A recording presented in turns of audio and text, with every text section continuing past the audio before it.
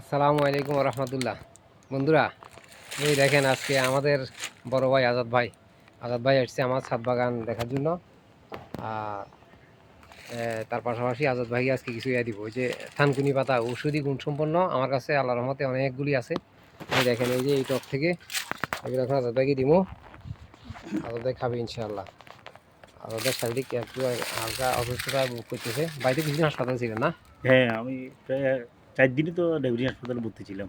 এখন আল্লাহর রহমতে একটু ভালো আছে। যাক এখন মোটামুটি আলহামদুলিল্লাহ যাক, ভালোর দিকে আজাদ আছি। ভাইয়ের জন্য সবাই দোয়া হুম। করবেন। আজাদ ভাই আমার আমার বাগানে আসছে, যা খুব ভালো লাগতেছে। এই যে এটা হচ্ছে আমার ছাদ বাগান। এখনো দুপুরে রোদ্রের ভিতরে এক কর্নারে দাঁড়াইছি বাইরে নিয়ে। তাইলে ভাইকে এখন কিছু দিব, থানকুনি পাতা দিব। যাক আমার কাছেও ভালো লাগলো। যাক ফিনুর যেই এই বাগানের ছাদ বাগান খুবই ভালো লাগলো। হ্যাঁ। মাশাআল্লাহ, ওর জন্য দোয়া করিয়েন। দোয়া আপনারাও করবেন, আমিও করি। যাক ওর যে যেটা কর্মশীল কর্ম দিয়ে যে ঝুঁকিপূর্ণ যেটা ন্যাচারাল জিনিস খাওয়ার জন্য যে কর্মমুখী অনেক কিছু যাক মাশাআল্লাহ ছাদ বাগানে আছে। শাক সবজি, যেটা হ্যাঁ। শাক সবজি নিয়ে ফল ফ্রুট, যাক সবাই জন্য ওনার জন্য দোয়া করবেন, আমিও দোয়া করি।